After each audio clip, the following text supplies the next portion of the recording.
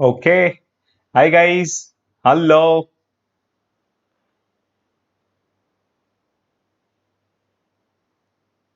Hello. A warm welcome to all of you. Welcome to Vedantu. Welcome to We Learn English again. I hope all of you are doing great, fantastic, mind blowing as usual. Glad to see all of you here. So Anushka, Weber, uh, okay, then we have Main Tera Hero. Main Tera Hero in the session. Awesome. Great. So today I do not have any content. Okay, I have not made any PPT because I'm just going to talk about some tips which help us with the self development. So when we use this word self development or self improvement, we're just trying to say how is that we can become a better version of ourselves. Like what you already are, however you are, however good or however average you feel you already are, there is always there is always a lot of scope to become better. So to become better, to keep the learning going and striving to be the best version of what you can be. So striving to be or striving to become the best version of what you can be is what I call self development, self improvement. So that is what I'm going to talk about now. Okay. So look at this here. So when I'm going to talk about this self development today, let me see what I'm going to talk about. 1 minute here. So are we all ready? Are we all ready?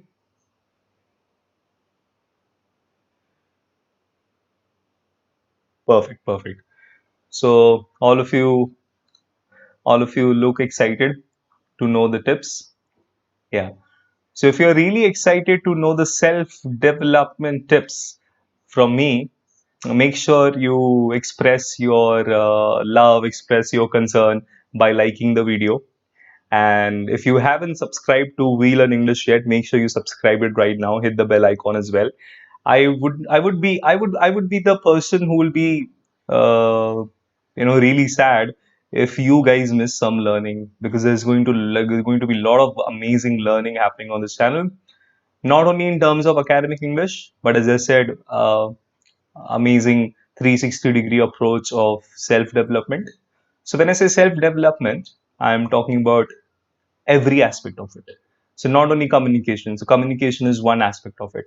We are also going to talk about self-development, personality development tips. We are going to talk about how that you can enhance yourself so that your mind works better, and we'll probably discuss about career options. And there is much more to learn on this channel. So make sure you have subscribed. Okay. So let's start with this. Let's start with this. So, whatever you think you already are, or however good you feel you already are, when I say there is always some scope for improvement. So, how is that a human being improves? Let's talk about this. How is that a human being improves? I'm not going to give you some moral here. This session is not going to give you, I'm not here to give you value education. Okay, I'm not here to teach you value education. I'm not here to give you some ethics, rules, morals, be disciplined, be consistent, read a book, develop a good habit. I don't believe in all that. I mean, all that works like a philosophy. All that works like imposing morals and ethics, which we already know. So, what is it I'm going to talk about? I told you I am not a philosophical person. I don't believe in philosophies. I don't believe in something that doesn't work. So what really works, let's talk about that. If you see, uh, when we as a person, a human being as a person, there are three things that you have to take care of when it comes to self-development. First, I will talk about three things, and there is one more. So logically, I'm going to talk about four most important things here. Four most important things. Number one. So when we talk about a physical body, okay, so of course we have a physical body. Then we have a mental body. That is a mind, thoughts, emotions, feelings, etc. Then there is the layer of energy. We have the energy body. So let's talk about this. So when we talk about the development part, when it comes to the physical body aspect of you, your physical body uh, works. or the mechanism of physical body requires three things. Okay. If you want your physical body to function really well, like to its optimum, you have to make sure there is a balance of three things, three most important things. One is your food and water intake. Okay. So best food possible, healthy food, whatever the healthy food options are, whatever you think is suitable for your body. You are the best person to decide what is healthy for your body. So the best healthy food possible, fresh water. That's what number one is. Okay. Then if you see, the number two is rest. Your body needs rest. Okay. So balance of food, water, that's number one, with rest. And the third most important thing is activity. So your physical body, the dimensions of your physical body can be balanced only when these three things are balanced. So these three factors. One is you eat as healthy as possible, as best as possible, and of course you have fresh water.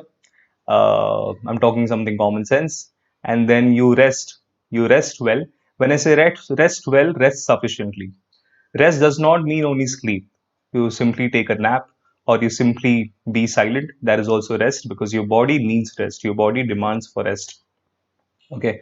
And then of course some activity. Now that activity in could be in form of conscious exercise, you play a sport, or maybe you simply dance, or could be anything. So give your body some activity. Now what happens when you do these three things? When you combine these three things, your physical body works at its best possible. Okay, so your physical body works at its best possible when you give it these three things, a combination of food, water, best food, best water possible, fresh water possible, which is almost available everywhere, and then rest. You rest well, and then activity. So with this, your physical body works well. Okay, so that's number one. Second thing I want you to talk about, I want you to know is how's that your mind works. Okay, so when your physical body is in place, your physical body is healthy, uh, mind and physical body, of course, disconnected. Okay, so brain is a part of physical body. Of course, it will very much work well when you take care of it. When you take care of these three things, that is, you eat healthy and have fresh water, rest, and rest and activity. So your physical body is a combination of these three things, these three mechanisms. Now there is something called mental body, which we usually use the word mind for. So these thoughts, emotions, feelings, desires, etc., all that comes under mental body. I want you to I want you to remember these two things about your mental body, about your mind, so that your mind works for you and not against you. Number one, the most important thing, so that your mind works for you and not against you. Number one is to make sure that you have not locked yourself, that you have not locked your mind in one form of personality. So when we talk about personality development, the most important part about personality development is that you keep your personality part flexible. The moment you lock your mind with one personality, saying that I'm only a teacher, I'm only an engineer, that one fixed personality, that is when your mind starts working against you. You see, in every phase of your life, in every situation of your life, you have to be a different person. So one personality is something that you take up for working. Let's say, for example, my teacher's personality, or somebody is a doctor, a policeman, maybe a security guy, or a driver. So these are the personalities, these are the roles that we take up to work, maybe to earn, okay, to have some money. And then you have a personality of a son. You have a role of a son, you have a role of a daughter, you have a role of a friend, you have a role of a neighbor, you have a role of maybe you're trying to multitask something. So you see, there you cannot be a teacher. So if I lock myself with just one personality, and if I firmly carry this attitude and I begin to have this egoistic approach that I'm a teacher, so I'll behave like a teacher everywhere. Okay, and that will of course work against me. So number one suggestion when it comes to the optimal functioning of your mind, so that your mind works for you, that you do not lock your mind with one fixed personality. Keep the personality side flexible, so that you can react as the situation demands. You can always respond as the situation demands. You can mold your personality the way the situation demands, which is very much possible if you keep your personality flexible. Because if you see, in every aspect, in every situation demands a different reaction. So you cannot have this one fixed personality. Don't lock your mind with one fixed personality. That's number one.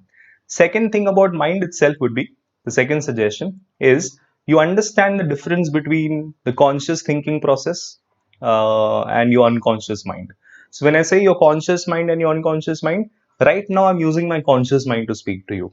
Like, this is I'm doing by choice. So of course I'm using my thoughts, emotions, feelings, perception consciously by choice to talk to you. But there is something called unconscious mind. The random thoughts, emotions, feelings that happen on its own, which probably makes you feel, which gives you a feeling of a loser, which gives you a feeling of a failure, which disturbs you, which makes you anxious, which makes you nervous. So you have to learn to deal with your conscious mind and unconscious mind.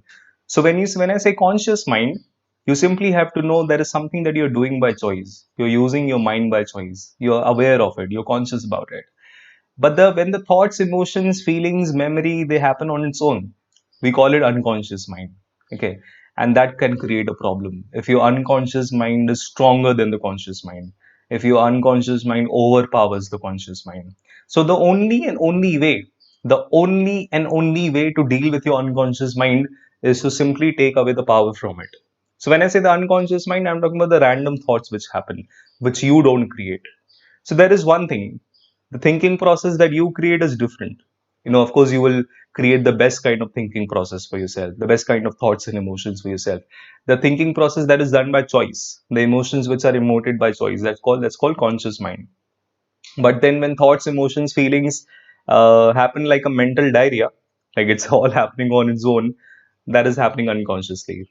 So that can trouble you, that can irritate you, that can probably not let you focus. And the only way to deal with that is you create distance from your unconscious mind.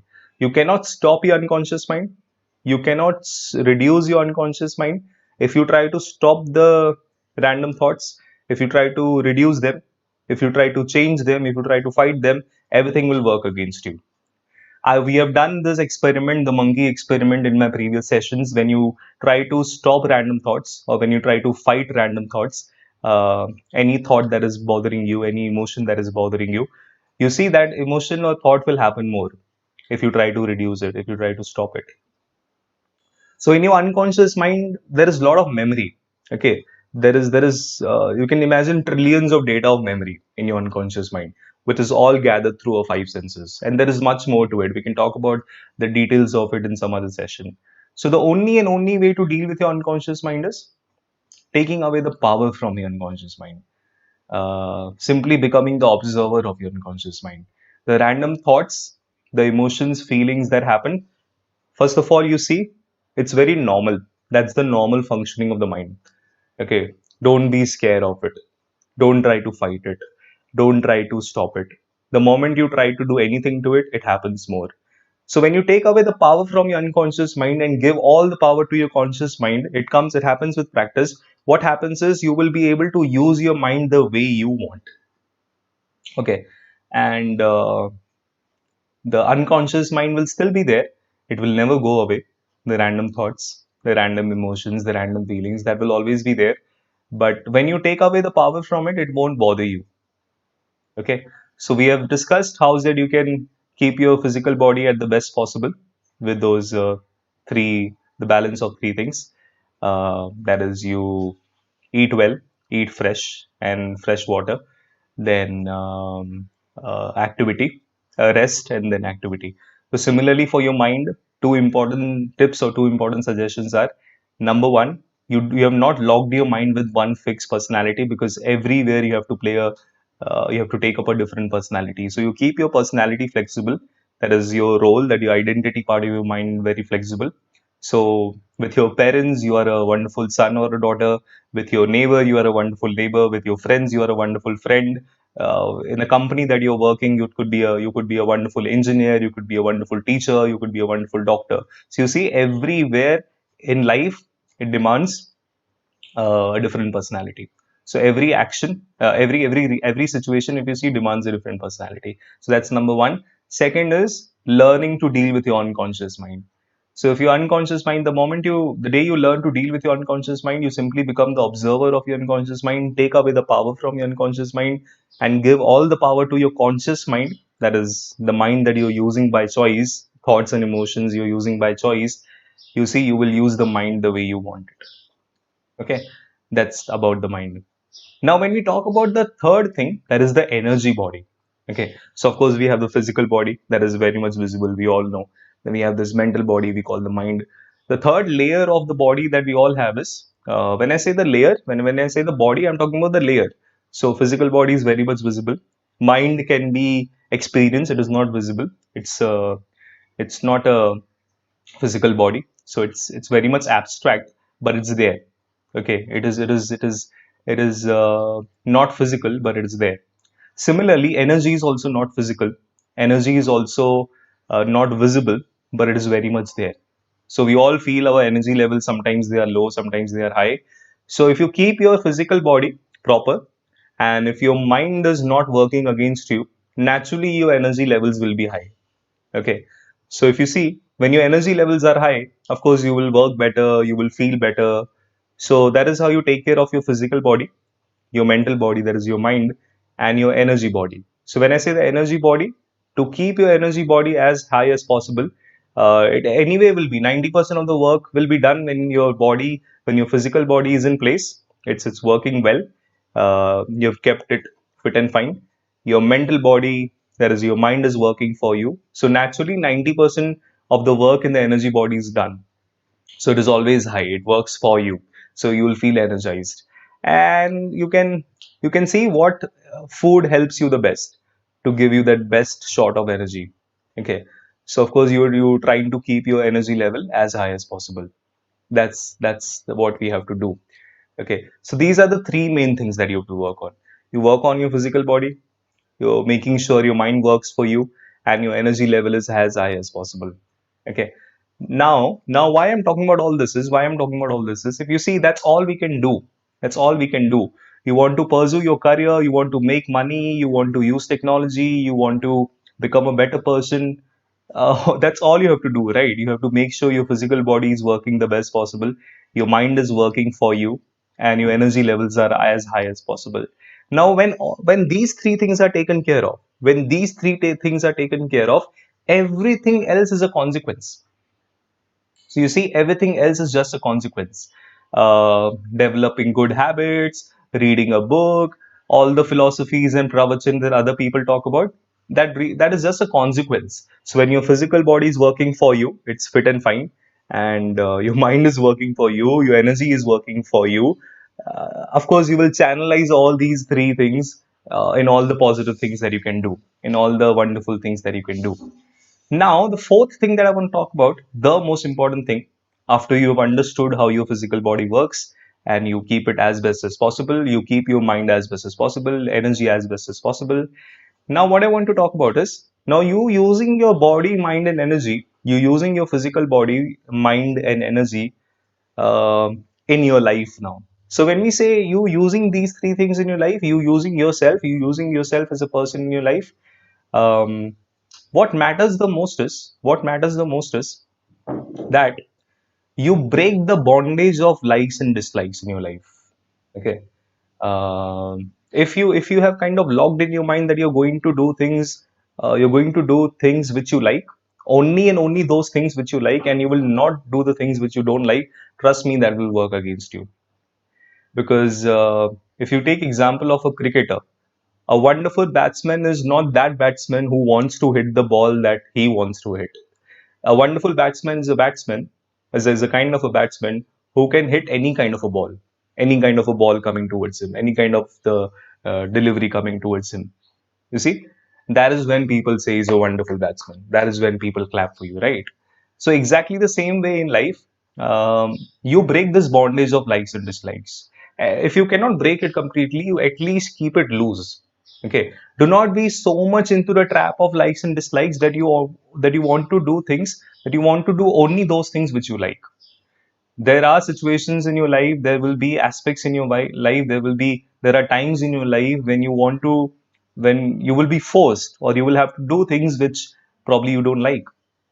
When I say you don't like, that your mind does not like. Let's say, for example, um, there is a lot of need of money. Okay, let's say somebody is not doing financially well, and there is need of money in the house. And now, just because he does not like to earn, or just because he does not like to do what money, what will give him money, and just to follow his passion, hobby, he keeps doing what he likes. That thing will work against him. So when I say doing what is really, really needed, if you feel money is needed, go for it. If you feel improving your communication skills is needed, go for it. You take example. English is the best example today. Now, learning English language is just compulsion. That's what I've always been telling you. It is like a must. Even if you don't like British, even if you don't like those foreigners, Firangi people, even if you don't like them, with all due respect, obviously nothing wrong about them, they are wonderful people, but then even if you don't like their culture, or even if you don't like them for whatever reason, you still have to like the English language. Okay, even if you don't like the English language, you have to make sure you learn it. Okay, because this is like compulsion today, like the world is using it. So if you remain in this trap of like and dislike, and if you do not like, and if you do not study English language, you do not be thorough with English language, you will see it will work against you. You see how this game of likes and dislike, it works against you. So the most important thing is that you, this bondage of likes and dislike, you keep it very loose. First of all, you do what is really required. Okay, in your life, whatever is really required, let's be it money, be it fitness, be it learning English. All these things are kind of compulsory today. You cannot be saying I won't learn English. Okay, if you say that you won't learn English just because you're not interested, if you give this reason that you won't learn English because you are not interested or because you don't like it, this attitude is going to work against you. So doing all those things which are really important, which are really compulsory, and then of course you can simultaneously do things which you really like. Okay, for example, let's say you like to play a guitar, you like to play cricket, you like to play football, you like to you simply like shopping or whatever it could be anything. So basically, when you want to function on the basis of your likes or dislikes, you keep it you keep it secondary. You keep it secondary. Okay, in your mind, what should be primary and what should be the priority? There is you doing things which are compulsory. Now, English language is one example here. I look at English language as compulsion, even if I don't like it. There are times when I don't like English. It's not that I keep thinking about English always. Just because I teach English, that doesn't mean I love it always. I'm being very honest with you. There are times when I don't want to learn English. There are times when I want to learn other languages. But then, if I keep this attitude by just because I don't like it, or just because I feel I don't like it, this should not be done. This is going to work against you. So anything that is the most important, anything that is like compulsion today, you must do it beyond the boundaries of likes or dislike. And then you can keep this like and dislike very flexible, of course. So once you keep it flexible, you will do things which really matter, which are must, which are compulsion, without which your life won't improve, without which you won't improve. And then simultaneously, you can do things which you like and which you don't like. So when you take care of these four things, everything else is just a consequence. You will definitely become a better person. Now, let's say you're planning to pursue IIT, you're planning to take up medical as your career. Want to become a doctor, want to become an engineer, you want to become a businessman, a singer, a cricketer, teacher, whatever. You see, when all these four things are taken care of, there is your physical body works for you, your mind is working for you, your energy level is high, the best possible, and you've not locked yourself in the game of like and dislike, because life will not always throw the kind of ball that you want to hit. Life will also throw the kind of balls that you cannot hit, and the person who can hit the ball that is difficult to hit, that is beyond the trap of like or dislike, that person is amazing. Okay, so people will clap for you only when you can do things beyond your likes and dislikes. So that is really important. So these are quick tips, and everything else is a consequence. Other things you can do is, of course, you can read motivational books. You can cultivate good habits. That's all. Everything else is a consequence, because I don't believe in anything else. Like for example, you feel like reading a motivational book, pick up a motivational book.